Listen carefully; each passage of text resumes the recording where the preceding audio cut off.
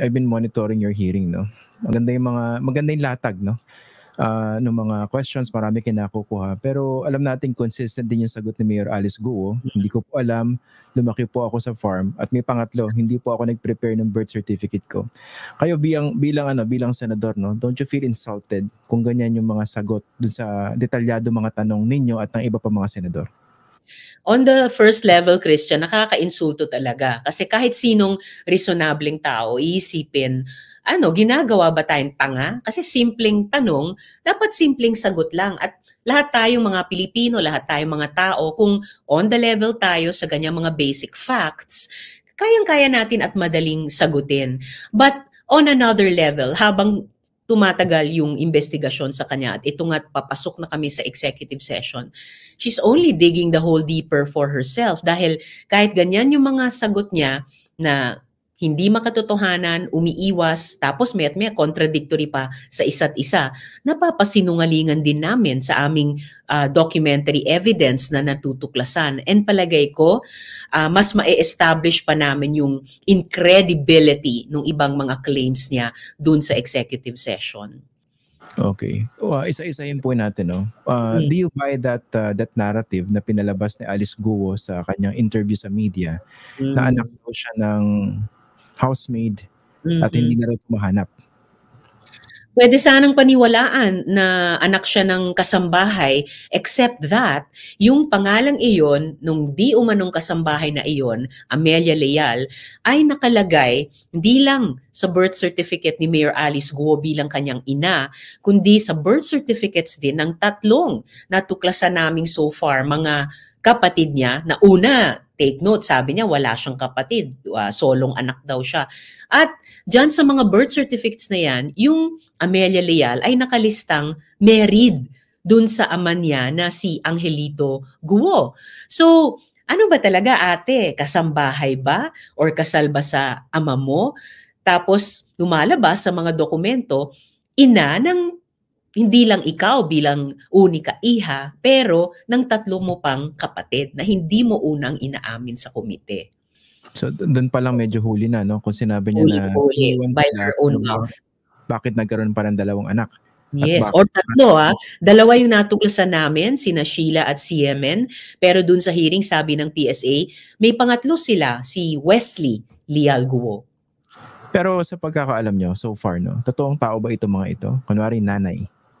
Well, si nanay ang siguro pinaka-misteryoso dahil sabi ng PSA, wala silang birth certificate ng isang Amelia Leal, wala rin silang birth certificate ng isang Angelito Guo, tapos wala ring marriage certificate sa pagitan ni na Amelia Leal at Angelito Guo.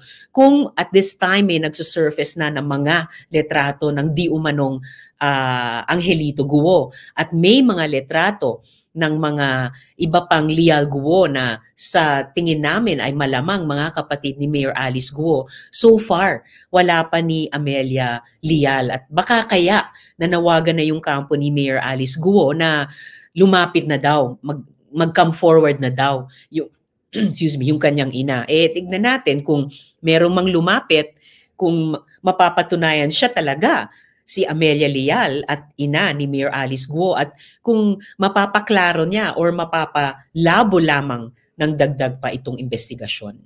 Hindi naman kaya kasama sa script po ito kasi isa sa mga iniwasan natin to baka humahabi sila ng isang telenovela para ma-distract yung mga tao dun sa tunay na punto, di ba?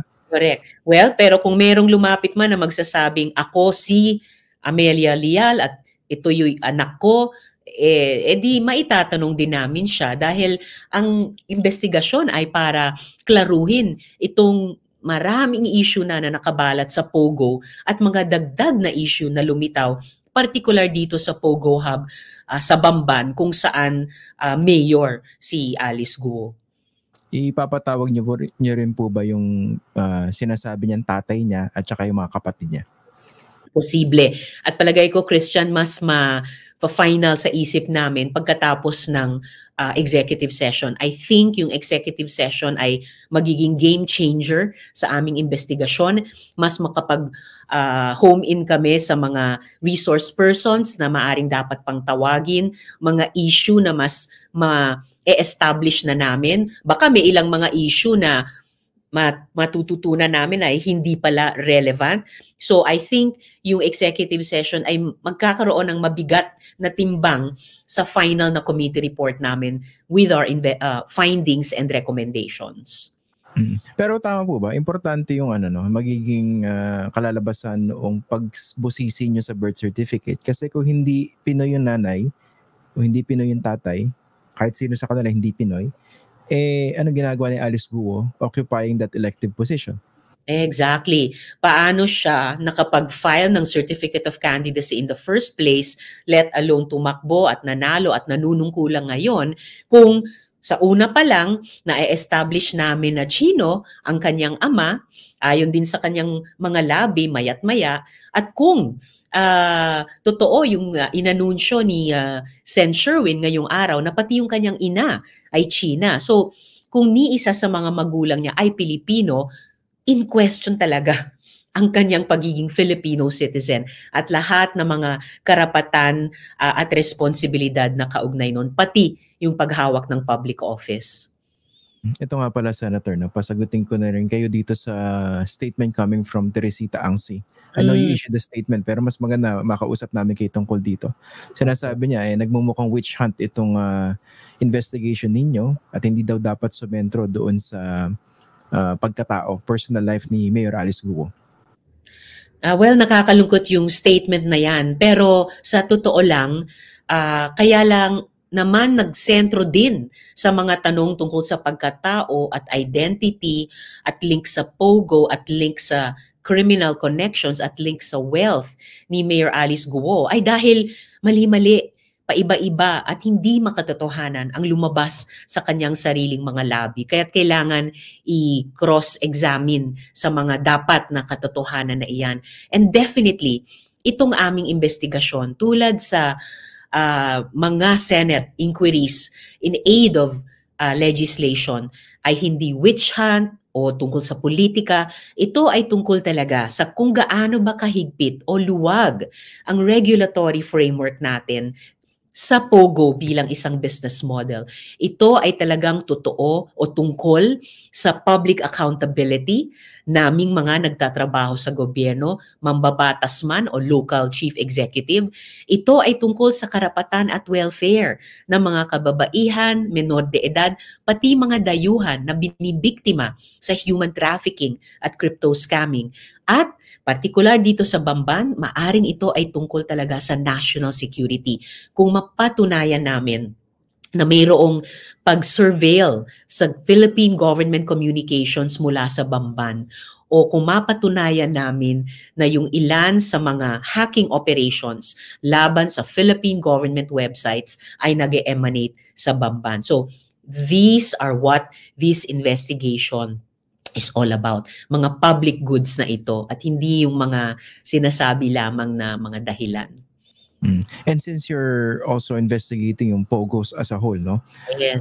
Marami nagko-call ng attention ko, and I think pati kayo, pati si Senator Sherwin, alam ko, kino-call out online, no? Will you also cover other POGO hubs? In particular, itong binabanggit sa Cavite, yung dating Island Cove. Well, dahil lumitaw yung national security angle dito sa Bamban POGO Hub, kung saan mukhang kasangkot talaga si Mayor Alice Guo. Alam ko may umiikot online, pinapadala din sa amin mga tanong, mga impormasyon tungkol sa ibang mga lokalidad na mayroong ganyang mga tanong din yung ating mga kababayan o netizens. At kapag lumabas din sa aming executive session or huling hearing o huling mga hearing yung ibang mga lokalidad, very possible na itanong din ng aming komite. Basta't para sa akin, first priority, sisirin namin itong mukhang palalim ng palalim na POGO fenomeno na nakabalot sa Bamban at Mayor Alice Guo, at kung may lumabas na mas malalawak na implikasyon pati sa ibang mga lugar, at the least we could probably ask the questions o isama sa rekomendasyon ng aming committee report ang pag-alam din sa buong bansa.